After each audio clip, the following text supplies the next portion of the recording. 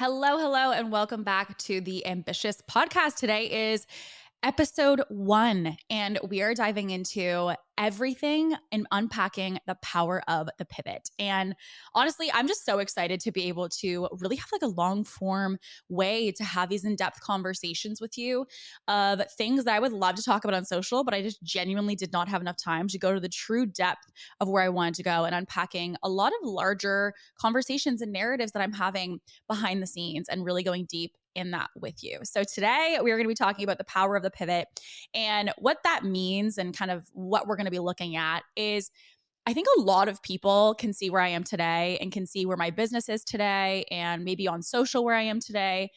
And they feel like that was so linear. It was like she was here and then she was here. And it was like kind of A to Z. This is what the journey looked like. And I can tell you the journey was exceptionally messy and there was a lot of pivots, which is kind of the theme for today, and really unpacking, the impact of pivots as a business owner, whether it is in the stages of where you're at in your business, whether it is in different industries in the sense of you're in one specific industry right now and you pivot to another. I have also coached a lot of people who've gone through a ton of pivots in their career. And I really want to unpack for you kind of my storyline in connection with the pivots that I made and really how did I get to where I am today and what did that look like. So we're going to actually start back with day one, little Kate, and going back to the start of it all, because I really feel it would be a disservice to only talk about the phase of entrepreneurship, because you and I both know that there are things that we grew up with, there are experiences we had way before entrepreneurship was ever part of our world that were such impactful parts of who we became, and they were such a massive lens on how we became the person that we are today. And so I really want to unpack those as well, and then we're going to really go through the core top pivots that I made and what were my biggest lessons and takeaways through each.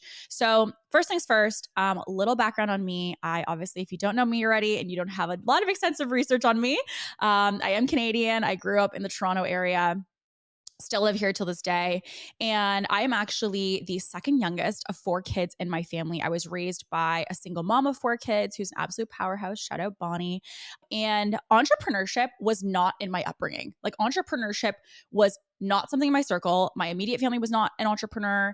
None of my really extended family either. Like, there wasn't a lot of discussion around starting a business, what that looked like, how to do that effectively, that was even an option. The classic thing that I grew up with was the 5-step plan of like, you go to elementary school, you go to high school, you graduate with good grades, you get into university or college, you get a degree, and then you get a really good job, and then you make 6 figures a year, you get married, you get a house, you get a white picket fence and a dog, and you call it a day, right? Like, that was what I grew up with. That was the narrative of what I was told success was, and the blueprint to life was going to look like. And so for me, I never really considered anything else. Like, that was always, okay, well, what am I going to do for school? And what am I going to, where am I going to live? And like, what's the big job that I want to get? And what's the career that I'm looking for?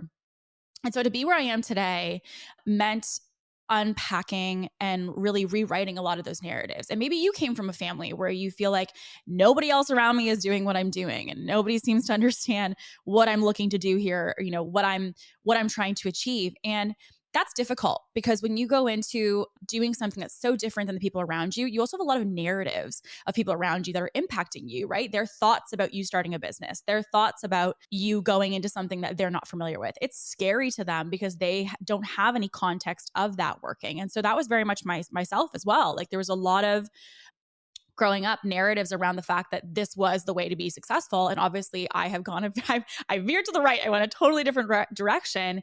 And I'm grateful for that, but it doesn't mean that it wasn't difficult, because again, I didn't have any conversations about what this looked like. Like, I was totally in the dark as to anything regarding entrepreneurship. And it was very much starting from ground zero. So I just really wanted to, include that for you, because I think it can be difficult for people who are so different than their family or feel that they're different. They feel like they're the black sheep, to really feel confidence in that. And I was listening to a podcast, actually, Ed Milet's podcast, which I highly recommend everyone listen to. It's an absolutely incredible podcast. And he was talking about the fact that it takes one person. It takes one person to change the narrative. It takes one person to change the history of their family. It takes one person to totally rewrite what has been known until that day in that family. And listening to that just made something click for me. It was a matter of the fact, like, I don't have to be, weird. I don't have to be a black sheep. I can be someone who's just carving a new path for my family and the generations that follow. And so for me, that was something that I really wanted to be sure to share, because I think a lot of people think, oh, yeah, okay, there's this narrative of people who are successful to say, oh, did their parents help? Did they come from a family of entrepreneurs? Were their parents entrepreneurs? I was the only entrepreneur in my family, and more or less still am at this point. I don't have a lot of entrepreneurs in my immediate family.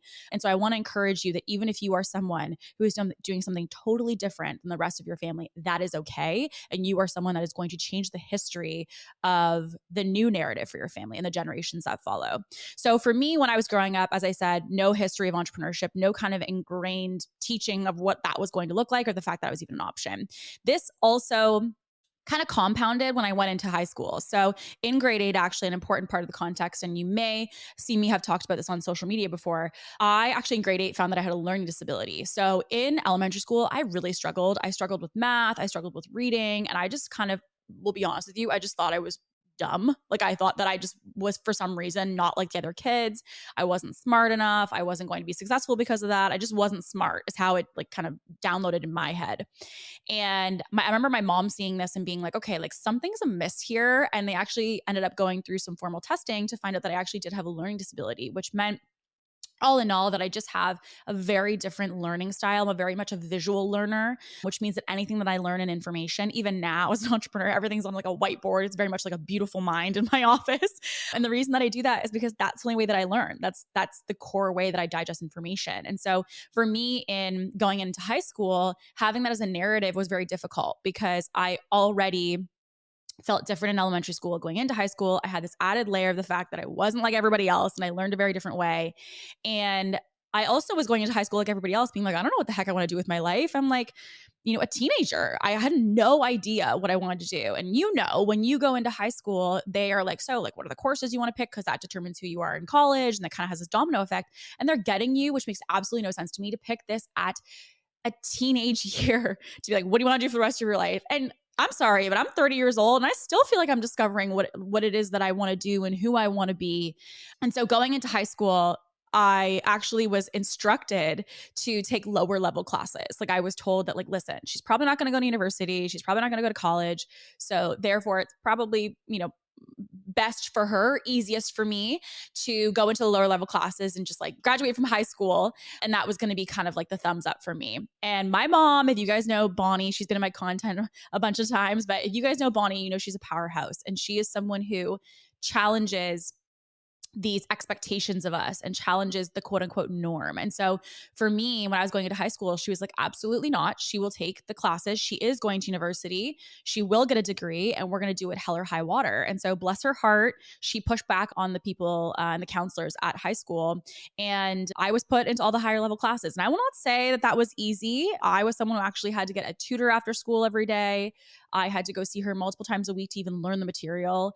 And so in this time, the thing that I'm really grateful for, and I see this come up so much in my business now, is actually during that time, my learning disability, to be honest, has become one of the most helpful tools of my business, because the way that I'm able to sort information, the way that I'm able to visualize things and sort them into buckets and take a ton of information and take that and make a plan from it, is by far one of the most used skill sets in what I do today. So someone can get on a call with me and they're like, I don't even know what to do. I'm going to brain dump everything to you. I'm like, great, give me all the information. And I, in a matter of minutes, can sort, great. So what I'm hearing you say is theme A, B, C, D, E, and this will work in this framework and this would connect to this, correct? And they're like, yeah. Yeah. How did you do that? And I'm like, because that is literally what my learning disability taught me. The coping mechanisms that I learned in having learning disability during my high school years are the exact skill sets that I use today in helping other businesses to sort masses of information and simplify them, to make a simplified plan of action for next steps, to easily digest the information and do something with it. And so the reason I say this is I talk to entrepreneurs all the time who feel that they have some kind of deficit. They feel like they have some negative in the fact that they, don't do well in a certain area of their business. Maybe they're not good with the numbers, or they're not good with marketing. And if I know anything to be true, typically the thing that you feel is the most of a struggle for you, like the biggest struggle, is oftentimes your biggest superpower. Like the thing that you feel like, oh, that's the thing I'm not good at. I'm like, let's lean into that. Let's unpack that. Let's get curious about that area. Because for me, my learning disability at that time was like a big stamp of like never going to make it, going to struggle forever. And now is by far one of like the biggest blessings in my business and in my life. And at the time, I didn't know how all of this was going to come to fruition or what the purpose of it was going to be. And now I'm just so immensely like thankful. It makes me emotional even thinking about it, to be honest, because if I hadn't had learning disability, I wouldn't have developed the coping mechanisms. And if I hadn't developed those coping mechanisms, I wouldn't have had the skills that I have today. And if I don't have the skills today, then I wouldn't be able to help the businesses that I help in the way that I help them. So all of this stems back to what I thought was this massive bottleneck for me for the rest of my life and ended up becoming the biggest blessing. So I want to encourage you, if you are someone who feels that you have something right now that you're not good at, you feel like you have this weakness, this area, this thing that you feel like you just cannot seem to master, work the problem, as my mom would say. It really is a matter of seeing the putty in front of you and work it and massage that and really unpack, is there something here that I can find a lesson in? Is there something here that I can find a structure in that I can move forward and take that with me in my business? So after this, of course, I graduated high school. And then I actually, again, they didn't think that I was going to get into university or college. And sure enough, your girl did. And so I ended up going to university at this time, honestly, not really confident of what I was going to do with my life. I very much was just like, oh my God, I got in. Like at that time, I was shocked by the fact that that was even a reality for me. So I went to university. And at that time, I took some different business programs. And again, I was kind of hit with another piece of resistance because they were teaching in a way that I just didn't learn. And I again felt this like crap, like here we are again, getting bottlenecked by, the way that I learn or the different delivery styles. And I went for year one to university, and it was very difficult. And I really struggled because my learning disability was front and center for me. And I felt defeated because the way that they taught, the way that they taught information was something that was so different than what I had ever learned or the way that I ever, knew to consume information from high school. And so I actually left after the first year of university. After the first year, I was like, I can't do this. I remember having so many breakdowns of the fact like this is not how I learn. I want to be successful. And I was told university is the way to be successful, again, from that upbringing that we talked about. And I felt like such a failure because I was ending my first year of university. Everyone else was absolutely crushing it. And I was going back home to live with my parents. And I was feeling like, shit, like this sucks. Like it was just trying to figure out now what, like now this is what was my plan. My master plan was that 5-step blueprint, right? Like high school, university, get a good job. This messes up my plans significantly. And so I remember going home and thinking about, well, what am I going to do now? And I have always known that I've been good with people. I've always been someone who just like loves to connect with people. I'm very much an empath, as many of us who own businesses are. And especially in the service-based industry, very much a lot of empaths in that industry. And for me, I knew that I wanted to help people, but I had no freaking clue what that looked like. And I knew that I wanted to help women. And being someone who was raised by a single mom, I knew the power of women who felt powerful. I knew the power of confidence in a woman. I knew the power of women being educated. I knew the power of women having their own finances and financial freedom. And that was always like a tone in my head because of my upbringing and seeing how my mom was an example for me and all the things that she went through and learning from her lessons to say, okay, well, how can I integrate that and pass that on to other people and to other women? And so for me at this time, I thought, okay, well, that's something that I'm passionate about. I want to help other women. And how am I going to do this? So I actually was like, maybe I should be going into the total other side of the spectrum from business, is going into social work. And so I actually ended up going to a college and I went to get my social work diploma from them. And when I say this was the most incredible experience, keep in mind, I was just in university. I felt like, okay, like I can't do school. This is not how I learn. And this is not going to work for me. And then I go to this this college, and I go into getting into the social work program and I immerse myself in that. When I tell you that I felt like I found my place. I felt like I found what I was supposed to do. I absolutely absorbed the information. Like it was just something I loved. I actually ended up becoming like a tutor for other students who were in the same program as me because I was so in love with it and really just honestly wanted to give back to other people and be a tutor or a leader for other people the way that someone had once led me in high school. So it's kind of a full circle moment, to be honest. And I go into the social work program. I'm absolutely obsessed with it. I ended up graduating from that. And as part of that, you have a placement and you go into, okay, like where do you want your first kind of like, dipping your toe into the water of social work to be? And so again, with my mindset of helping more women and educating more women and empowering them, I actually had the opportunity and I applied to work at a domestic violence shelter. And this was such again, like another experience that shaped who I am today because I saw the impact of women who were in a very tough place in their life and the impact of what they were dealing with financially in being a mom, as a woman individually outside of her children, and just all of the domino effect of what was happening in their life and struggling with independence. And I really wanted to be there to support people through that. I really wanted to help more women. That was my main mission. Is just I really wanted to be in this environment because I wanted to help more women. The thing that I will tell you about social work that was difficult for me was the fact that it doesn't necessarily have a lot of funding, which means that you have a lot of things that you want to do for people, but you don't necessarily always have the resources to do it in the way that you want to do it. And second to that, emotionally, it is just such a massive shout out to anyone who knows someone in social work or is themselves in that industry in any way, shape, or form. It is so exceptionally difficult to see people in such a tough way struggling so much and know that you could help them and you want to help them, and yet there's just simply not enough resources to do it properly in the system, which is something we need to fix. But more and more, and going to this position, it took its toll on me, to be honest. I was just absorbing all of the energy and the experiences of the children that I was working with, the moms that I was working with.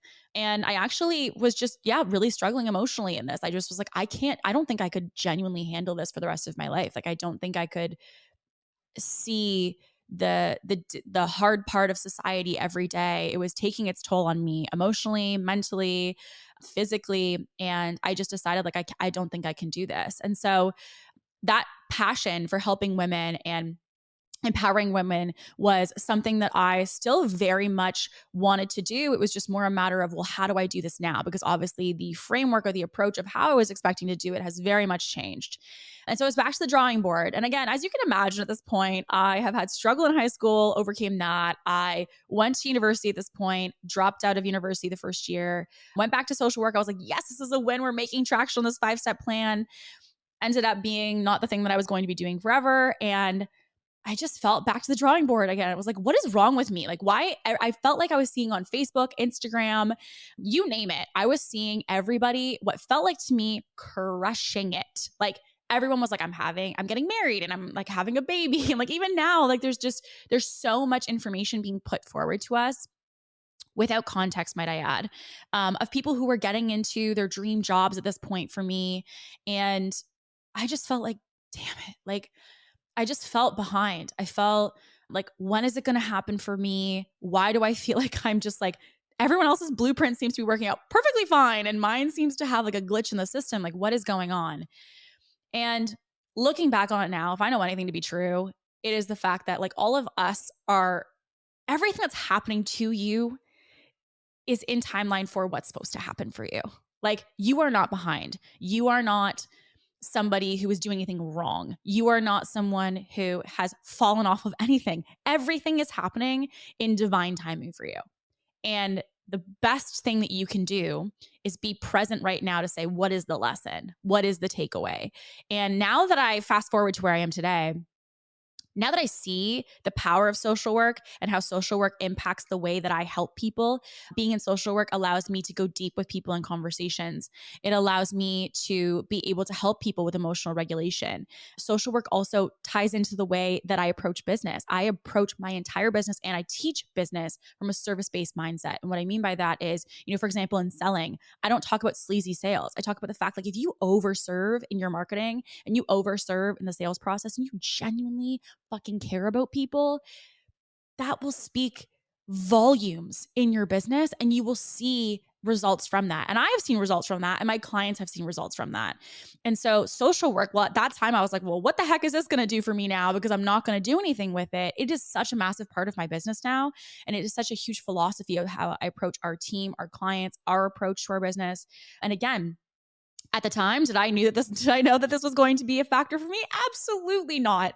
But I just knew that looking back, I wish that I could tell her it's okay.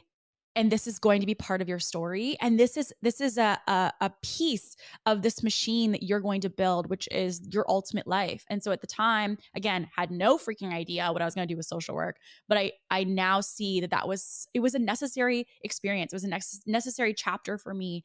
And it really became a core part of how I got to where I am today. So something that I want to encourage, maybe if you are someone who's even at a chapter right now where you're like, where does this fit into the ultimate life? Because it doesn't feel like this fits. I'm telling you, where you're at right now, whether you see it or not, is a part and a chapter of your ultimate book. And it's going to play out for an incredible story. And so I just want to encourage you to take a moment and stay present in where you are right now, because even though it may feel difficult, even though you may feel lack of clarity, I remember saying to my therapist actually once, and I was like, I feel so confused. I feel so confused. Like everything feels like such chaos. And he's like, yes, but chaos and confusion is movement of information that allows you to achieve clarity. So every time you feel confused, I want you to think about the fact that you're sorting right now.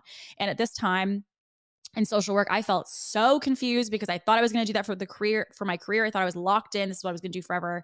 And obviously in that shifting, I felt confused. And now going back, I'm like, wow, that really was just like the movement of information that gave me the ultimate clarity of who I am today. So after this, we are in social work. We go and we work with people in this environment of DV. And now I'm like, okay, I'm not going to do this.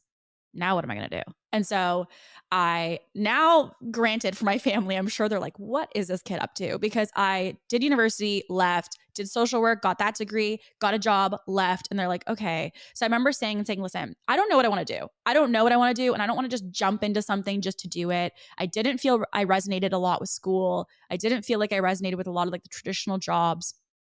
And at this time, I remember saying to my family, like, I just want to take some space to actually figure out who the hell I am, what I want to do, and what this is going to look like. And so I ended up actually just saying, I'm going to work and travel and just kind of figure out who the hell I am.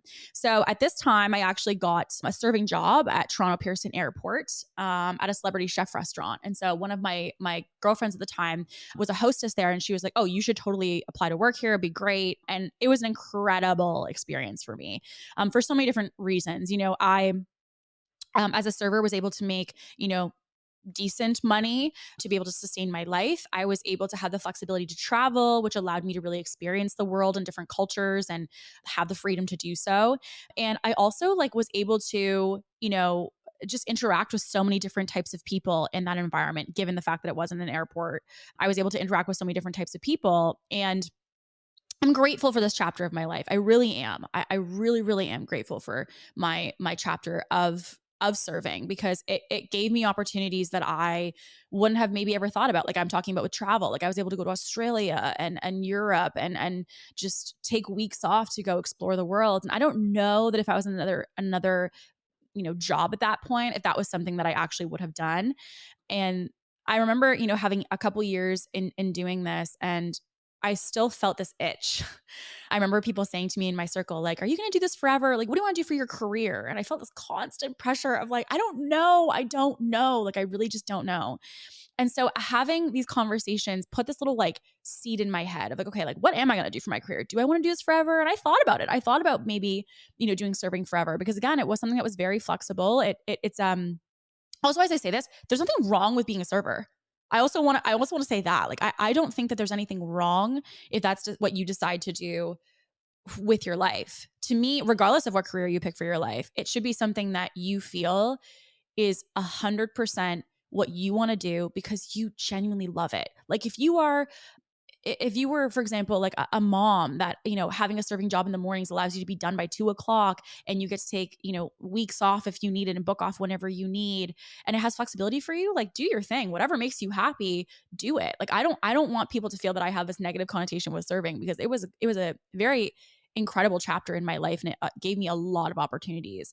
The thing that I felt though was that when I looked at doing it for the rest of my life, that didn't feel confident to me. I didn't feel like I wanted to be 50 and do serving. That was like something I just knew I wanted to have more impact.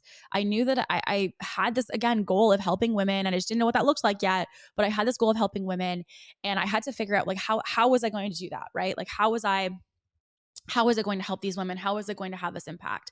So I remember the time actually as a server, I was in the back room and I was on my phone, which I'm not supposed to be, but I was on my phone. And I remember I was on Instagram and I saw this influencer. I saw her talking about she was going to this event in Toronto, and she was a fitness influencer. And at the time I was actually working out a lot, and I was going to the gym, and I was really getting, into fitness. I had never been into fitness before that, but I was starting to get into it, and I was starting to work out a lot. And at that time I was following a lot of fitness influencers. So I was following her. She said she was going to this event in Toronto, and it was like a fitness business event. So if you were someone who's a fitness influencer, that it helps you to grow your online fitness business. And again, like I was not someone who had a business. I wasn't really even a fitness influencer, to be honest. I was just a girl who worked out, and I was like, maybe this could be something that I get, maybe it's something I go to, maybe it's something I get into. So I go to this event, and, and going to that event, I want to say like the price tag to even go to that was like 2 paychecks for me. It was a high ticket event to sit in on this. And this was also full of like their other mastermind members, but you could sit in, and I wanted to go sit in on this. So sure enough, get a ticket, go to this event, and I'm sitting in on it. And in going to it, felt so much imposter syndrome, because obviously I'm a server, and meanwhile there's like all these wildly successful CEOs who are here. And they always say like you're a byproduct of the people that you surround yourself with. And I don't think that that could seriously be more true, because in being in this room, it changed everything about how I approach my life. And it made a light bulb go off that I just could not turn that light off after it was on. That was it. And so I was sitting at this event, and I remember sitting around people and talking about business, and, saying, yeah, like I'd love to like leave my 9 to 5. And these people were talking about making $100,000 a month. Now let's go back to stage one. I was told $100,000 a year was success. If you hit $100,000 a year, you freaking made it. And also, by the way, $100,000 is a lot of money, right? So $100,000 a year is fantastic. $100,000 a month was not even part of my reality. That wasn't even something that I could envision. It wasn't even part of anything that I could possibly know. And being in a room of other people who made $100,000 a month completely changed the way that I looked at the world, because it meant that there were opportunities out there that I just simply did not have conversations around in the circles that I was in. It doesn't mean it wasn't possible. It just meant that I had to be around other people who were normalizing those conversations. So in being part of this mastermind weekend, they obviously, if you guys have ever gone to an event, they always have, these opportunities to say, hey, if you want to join our mastermind, here's what that looks like. Here's how you can get started. And I remember the price tag for the year of it, I want to say was like 15 grand or something like that. US. And I just remember like being at that event, think, okay, it was such a stretch for me to even get the ticket to sit here, let alone invest a 5-figure investment. Like that's insane. Like to think about, I'm a server, I'm living paycheck to paycheck, and then to make a 5-figure investment into this is such a big number, right? And so terrifying as it was, did it, and didn't know how I was going to make the future payments. Really had no idea how I was going to do that. All I had was the first initial monthly payment, and, literally paid the first payment for the month. And I was like, okay, here we freaking go.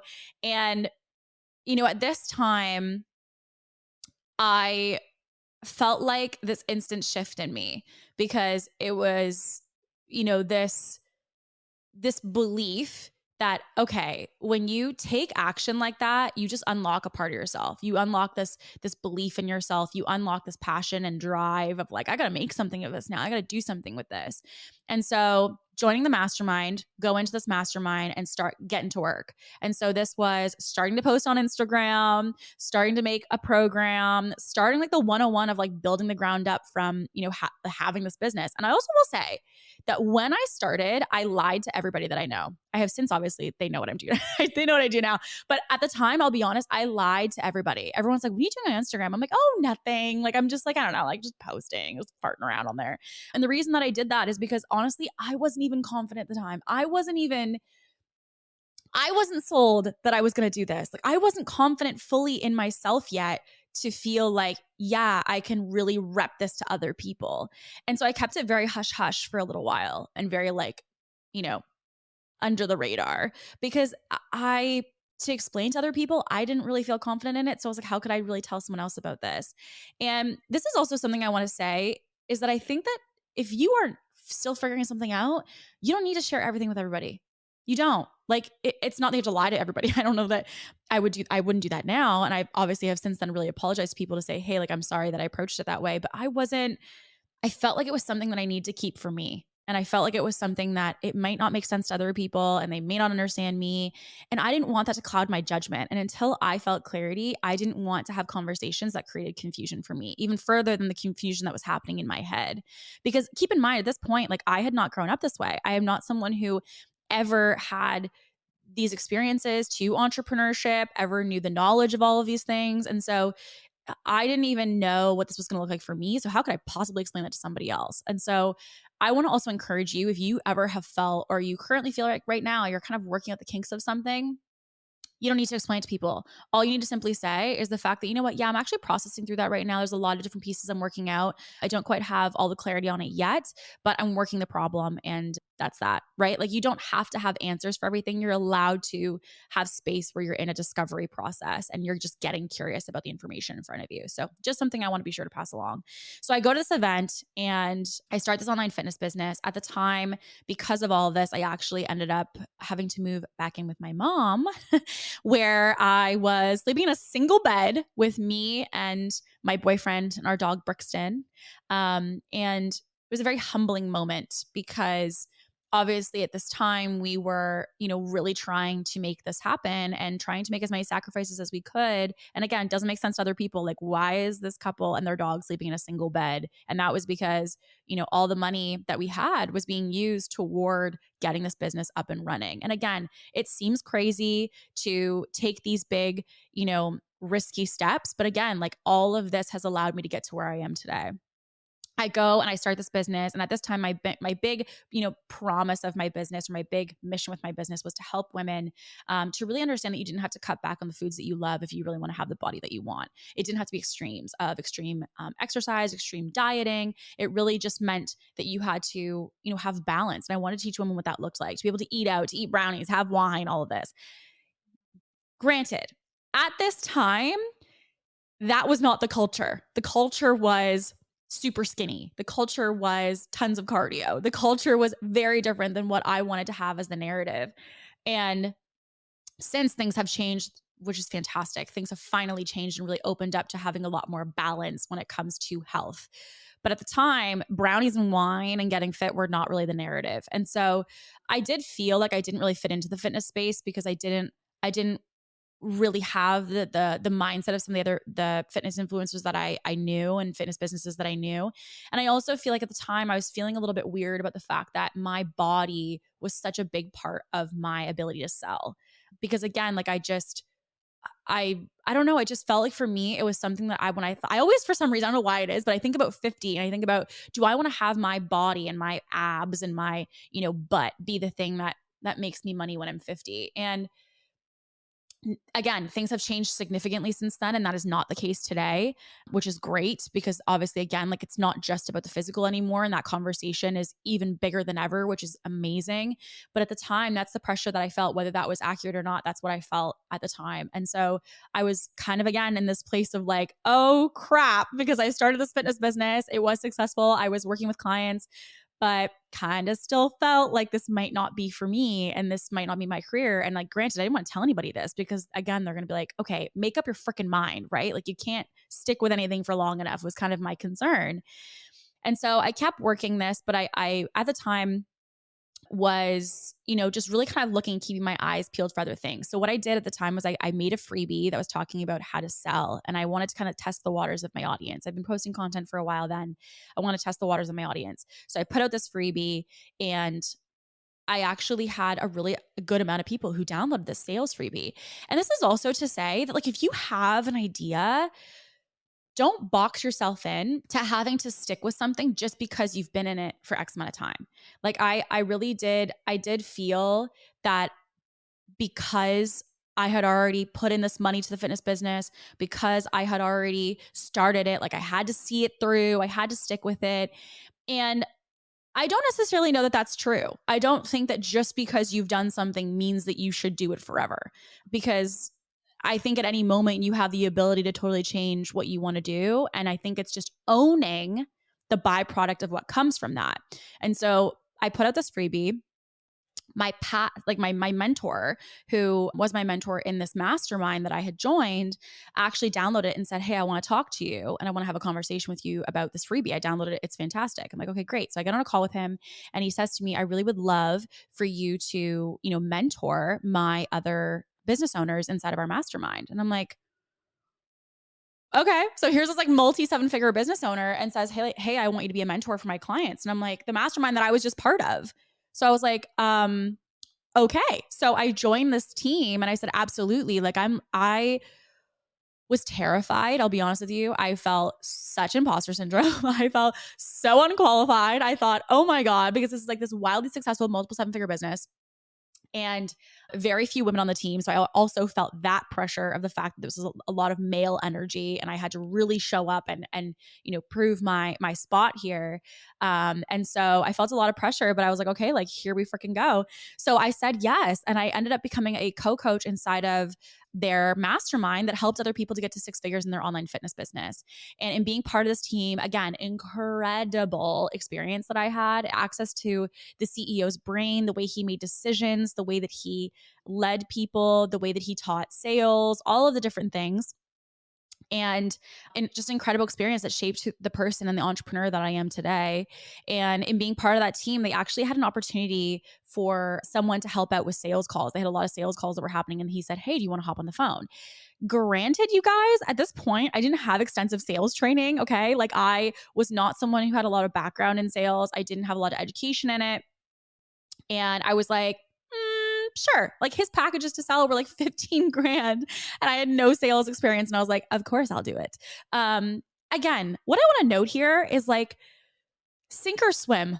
Okay. Like sink or swim. This is a mindset that I bring to my entire business. Sink or swim. Like you either are ready or you better get freaking ready, because it's here, And so for me in my business, I will say something I would love to pass along to you is opportunity is going to come and you're not going to be ready.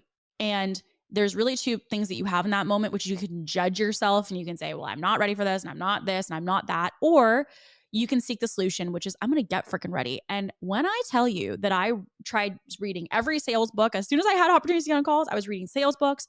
I was watching sales seminars. I was taking trainings. I was doing everything I possibly could to actually thoroughly understand sales. And it further showed me now as a business owner, like there's going to be times where opportunity presents itself and you're not ready. Get ready. Okay. You don't turn down the opportunity, you get freaking ready. And on the flip side, if you know that you are someone who wants constant expansion and you want to go to the next level and the next level, the next level, guess what? Opportunity is coming. It's a matter of whether you are taking the opportunity right now to get ready for that. Your time, your decision, your opportunity is coming. Are you prepping for it? Are you training for it? Are you working for it right now? And if you're not, get ready. Because to me, I know opportunity is coming. I know that I have opportunity to have an even bigger team. I know I have opportunity for even more business. I know I have opportunity for building an even bigger brand. So I'm doing the work necessary now to get ready for that version of me. And so I know this because I have seen endless opportunities presented to me that I felt like, oh my God, I wasn't confident in being ready. And this is also to say, you don't have to be fully ready to press go. There's so many things like the sales role that I had no reason from a logistics standpoint to say yes to. And I did it because I'm like, guess what? I'm not ready, but I'm going to get fucking ready. That was literally my mindset in taking opportunities. So like all of these opportunities are going to present themselves. It's really a matter of whether you're ready or not. And if you're not ready at the time, lean in and fucking get ready. And if not, you better take your time right now and get things in line. It is coming. It is a matter of how you're going to feel when that presents itself. So take that as you will. Okay. So at this opportunity, I now am doing co-coaching. I'm doing sales calls. Incredible. I'm learning all of these things about high ticket selling. And they actually had brought in a coach and a consultant to coach our team on how to sell better high ticket. And this was a Xander Fryer. Shout out Xander Fryer. Absolutely incredible. And taught me everything that I know today about high ticket selling, especially from the lens of a service-based mindset and really how to sell in a way that's not sleazy, that is, very heart-centered and still allows you to close very high ticket packages. Literally is the same framework that I use to sell high ticket packages of like up to $60,000 and $100,000. Okay. So I go and I do this phone closing. I am obsessed with all the knowledge that I'm getting. But again, you can see this as a theme. Again, I'm feeling this. Do I stay here? I went to an event of Xander's in California, one of his in-person events. And I remember sitting at the table and I said, like, yeah, I want to learn sales to be a better closer. And he said, are you wanting to be a closer, or are you here for you? And I was like, because I remember thinking at this point, I had never thought about myself as like, again, I wasn't really fully confident that I am an entrepreneur. I'm going to be a CEO, right? Like that was not something I feel like I ever fully stepped into. I was kind of always like teeter-tottering, looking for the next thing. And then I remember him asking me this question and something clicked in my brain. And I was like, right, I paid to be at this event and I'm doing it to be better at sales for another business that I'm working for. But if I'm taking this initiative, should I be here for somebody else? Should I be here for me? And I remember having that kind of internal narrative and conversation with myself of like, damn. So I decided like, I'm going to be here for me. I'm going to soak this up. And I, after that, also booked an event to go to another women's event a couple weeks following in San Diego to go to an event of other all-female businesses and kind of put myself in that room. Again, I wasn't an online business at this point. I was someone who's working in someone else's online business. So I go to these events and I was forever changed because the knowledge I had, the confidence that I got to just go for it. And I, at this time, as I put out that sales freebie, right, was thinking about the fact that I wanted to be a business coach, but I was like, who's going to learn from me as a business or a sales coach, right? I go to this women's event following Xander's and I go and I'm in this house and women are like, oh my God, you know so much about sales. Like, can you teach me about sales? And I'm like, yeah, like I'll give you tips about sales. So I remember sitting down like in the bedrooms and, at the kitchen table and coaching these different online businesses about like, here's what I do for your sales process. And here's how I close this. And here's how I adjust your pricing.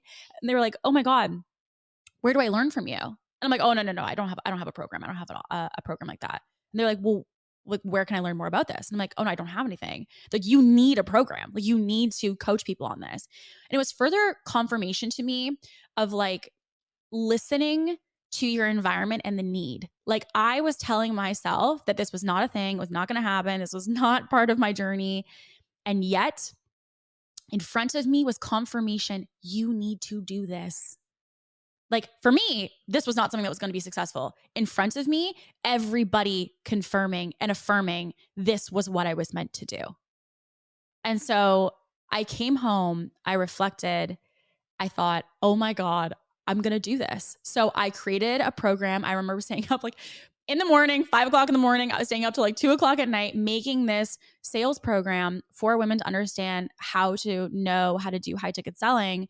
And I remember I had my first $10,000. I did my first $10,000 in like a week of launching this because I had already planted so many seeds and given so much value. And I would say to you, sometimes it doesn't make sense. Sometimes it just the opportunity is in front of you and you're just like, how is this going to work? And I had nothing ready. Again, I wasn't, in the planning phase and this is going to launch here and it's going to happen here. I went to the weekend. I had people affirming the fact this is what you're meant to do. I came home and I started Google Docs and I had presentations developed and I was starting to record and I'm going to freaking do this. I don't know how I'm going to do it. I don't know how I'm going to launch it. I don't know how I'm going to sell it. I don't know what's going to happen with my career. I don't freaking know. I just know I'm going to do this. So the other thing I would say is the space between The thought and the action is something that is going to completely change your life. Completely change your life. The thought of, can I be a closer? Next week, I'm on sales calls. The thought of being at this event and people saying, hey, you need an offer, the following week, having that offer ready. Like that space is where I truly feel success happens. And so I would say for you, if you are someone like me who has these scenarios where you feel like I'm not ready for this and I'm not sure if I should do this, take the thought, put it into action as fast as you can, because only in doing that are you actually going to get the clarity of whether this is meant for you, and you're not going to waste time on all the conceptualizing and planning. Because to be honest with you, conceptualizing and planning is just simply a protective mechanism that is keeping you from experiencing judgment and failure. That is all it is. You want to plan more, you want to conceptualize more, because you feel that if you plan and conceptualize more, that you will be in a better place to have less judgment and less failure. And for me, what I know to be true is failure and rejection or judgment or whatever it is simply just not as important as me knowing that I tried, right? I can have other people plan and conceptualize and take 6 months to do something, but guess what? If I can put it out quicker, I'm going to learn and get the feedback quicker. When I get the feedback quicker, I can take that feedback and put that into more action. Whereas so-and-so over here is planning for 3-4 more months on top of what I just did, right? So fast, speed, success loves speed. And that's really something that I have seen looking back on my journey and reflecting on it for today's episode, that I realized that there's this trend of have the idea, do the thing, have the idea, do the thing, and stop planning and conceptualizing. Because to be honest, there's so many things you can't even possibly plan for until you actually press go and go do. So at this time, I actually was having this sales program. I really was loving it. And I decided at that time, which was very difficult for me, but I decided to leave the business that I was working inside of. And I decided I was going to go off on my own. And I was terrified because I thought, oh my gosh, what if this doesn't work? What if it's not successful? What if it doesn't end up becoming everything that I want it to be? And I actually was a sales coach for a while, and I signed a bunch of clients into sales coaching. And then in doing that, I started to talk about marketing, and I started to talk about branding, and I started to talk about offers. And oh, by the way, this system is what I use. And people would say, oh my God, I wish I could talk to you about more than sales because I really need this help. And I remember people saying, you should really be a business coach. You should talk about all of it. And again, here comes this other belief of like, oh, well, who's going to trust me as a business coach? And like, can I really talk about these things? And I thought, screw it. I'm going to talk about these things. I know this. I'm not going to talk about anything that I don't know. And because I had the information from this past business and the lessons of being in that world, and because I had my own lessons of being in fitness and pivoting and, sales and all of these things, I'm like, I'm going to put this all together and I'm going to actually help people with this. So I started with one-on-one coaching, and that was 4 years ago. Okay. That was 4 years ago today. And so, why do I say this? The intention of today's episode was that I really wanted to unpack for you the different pivots of how I got here. Okay. There has been endless resistance, lots of resistance that has come my way. There has been a lot of lessons I had to learn. There's been a lot of pivots. And what at that time I thought was a mistake, or I thought was a screw up, or I thought was me back to the drawing board. And now what I know to be true is that all of that was simply just a chapter in the storyline of what is making an incredible book, right? So sometimes there's chapters and you're like, how's this going to end? Where's this going, right? I wonder what's going to happen with this. Get curious. Get curious. Like, you don't need to have everything perfectly planned, because honestly, day one, Kate as a kid thought she was going to be like a teacher or something. Kate as a kid going into high school was like, am I even going to graduate high school? Going into college or university, I thought I was going to be in social work. I never thought that entrepreneurship was even an option for me. And so now looking back on my thought process there and who I was as a server in social work, in high school, as a kid, and seeing who I am today, I know more than ever that there is so much untapped potential in you that you're not even aware of. You haven't even tapped into it yet. There's pathways for you and possibilities for you that you're not even aware of. But you have to open yourself up to being able to absorb those experiences. I would not be where I am today if I said, I'm not qualified to do that. I'm not experienced enough to do that. That's not comfortable for me to do that. That's not easy for me to do that. I'm not knowledgeable or smart enough to do the following. I kept being like, well, here we go, right? Like it just really was surrendering to the fact that yes, I didn't know everything. I didn't have all the information. I didn't have all the plan. I didn't have all the credentials. But what I did have was a heck of a ton of hard work that I was going to put into things. And I was going to give it my all. And guess what? I might fail and I might fall flat on my face, but I can also just get back up. And I have fallen down so many times in all of these phases of my life. But the number one thing that I refuse to do is to not get back up. And so, in fast forwarding now to where I am, we are a multiple seven-figure business today. I have helped hundreds of women to build their online businesses. I have an incredible team of women who support us. And our business is growing bigger than ever today. And the reason I wanted to talk about these pivots and really unpack this today is because it's my hope that you, the ambitious women who are listening to this, you as an ambitious woman are going to be tried. You're going to be tested. You're going down a pathway that not maybe a lot of people like you have gone down before. We know that less than 2% of female-founded businesses ever hit 7 figures in revenue. We know that this is not the masses, and we're here to change that. As ambitious women, we are here to set a totally different path of what is considered normal. And to do that, we're going to be tried, we're going to be tested. And it's my hope that by sharing my journey with you, that you can see that there's not just my journey, there's so many different other women who are going to be on this podcast who will talk to you about their journey and talking to you about what you need to know in relation to their story about business. As women, we are paving a different path, but we have to recognize that we are essentially off-roading, okay? We are not on a pre-created, beautiful, scenic highway. We are off-roading. It is bumpy. It does not have the perfect directions. It does not have the perfect signs. It is going to, at times, make you feel like you're like, where are we even going? Where's the destination here? But what I can tell you is if you stay the course, that bumpy road will eventually smooth out. And you will get to these periods where you're like, okay, I see it here. I see the signs. It's all coming to fruition. So what I will say is that progress is not linear. If I know anything about my journey and my progress to building the business that I have today, it is the fact that it is not linear. It is messy, but in that messy, it is so beautiful because you get to actually make who you're going to be today. And so all of that to be said, I will see you guys on next week's episode. As always, stay ambitious.